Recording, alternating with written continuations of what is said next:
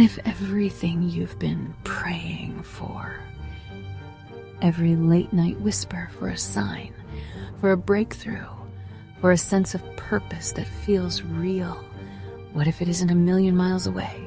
What if it was already buried beneath your feet, right here, in the ordinary, overlooked soil of your own life? We spend so much of our lives looking up, don't we? Scanning the horizon, waiting for something to descend from the clouds like lightning. We look over the fence, convinced it's locked behind someone else's blessing, growing in their garden, but not ours. We tell ourselves, maybe tomorrow, maybe over there, but the invitation has always been to look down, to feel the ground that holds you, to consider that the most valuable thing you could ever find is right where you are. And maybe, just maybe, the only reason you haven't found it is because you stopped digging. Remember? The work got hard. The ground felt impenetrable. Your hands got calloused, your back ached, and the surface looked the same day after day. You saw nothing, so you assumed there was nothing. It's easier to stop. It's safer to walk away and just call the field empty. But what if you stopped 3 feet from gold? What if the exhaustion you felt was the darkness just before the dawn? What if the prize was never about the absence of effort, but the reward for it? 2,000 years ago, Jesus told a story about this. It's a story so short, so deceptively simple, that most people hear it and just nod along. They miss the quiet danger in it. They miss how it turns everything we think we know about value and work and joy completely upside down. Jesus tells a parable. The kingdom of heaven is like treasure hidden in a field. In first century Judea, this was a real possibility.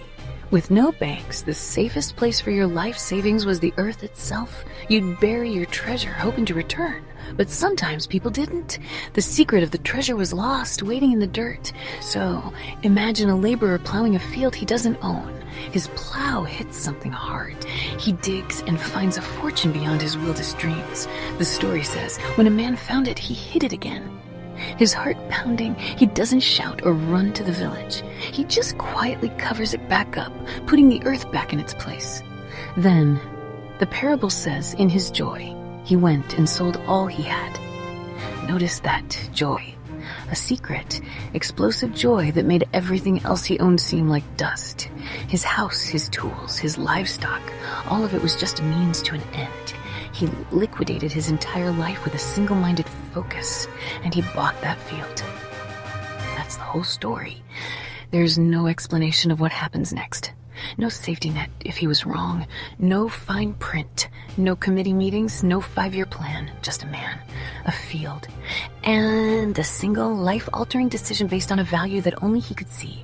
A choice that changed everything. Let's be honest.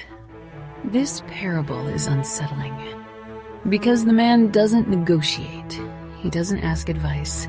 He doesn't play it safe. He sells everything. Not because he's reckless, but because once you've seen real treasure, everything else starts looking like clutter. Most of us don't reject God. It's not a conscious decision, not a dramatic turning away. It's quieter, a slow fade, a gentle drift. We just keep him buried. We pack the soil down so tightly.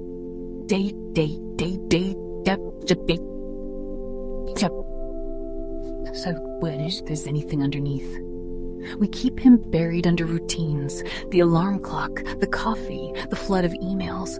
Our days are a checklist of obligations we run on autopilot. We move from one task to the next, convinced this relentless motion is progress. But the whole time, we're just treading water in the shallows. We keep him buried under comfort, the glow of the screen, the warmth of a blanket. These aren't bad things, but they become a fortress. We build walls of ease to protect ourselves from anything that might feel too hard. We choose the anesthetic of distraction over the joy of discovery, and we keep him buried under the most common excuse. I'll do it later, when the schedule clears up, when the kids are older, when I'm not so tired. Later becomes a mythical time, a fiction we tell ourselves. It's the perpetual tomorrow that never arrives, the one word that keeps the treasure safely underground. We walk across holy ground every day and never stop long enough to dig. The potential for profound connection is right there, just beneath the surface of our ordinary lives. But our eyes are fixed on the pavement, on the next step, on the screen in our hand. The tragedy isn't that the treasure is hidden. The real tragedy is that we've trained ourselves to stop searching. We've convinced ourselves the field is empty. We've accepted the exhaustion, the busyness, the endless scrolling as the sum total of our existence. We've forgotten the thrill of the hunt, the ache in our muscles from digging for something that matters. We've forgotten that we were made to be treasure hunters.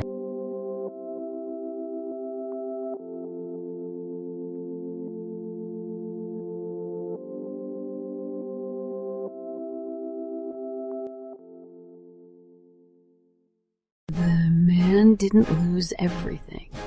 He traded everything. There's a difference. Following God will cost you something, but not following him will cost you more. Comfort has a price. Delay has a price. Half-hearted faith has a price. Half-hearted faith has a price. Is your life already costing you? Jesus never said the treasure would be easy.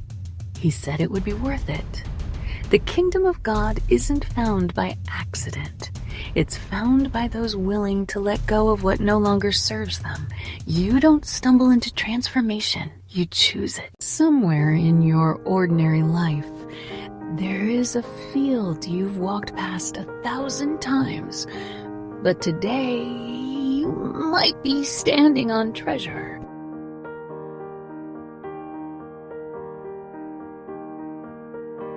The only question left is this: will you dig?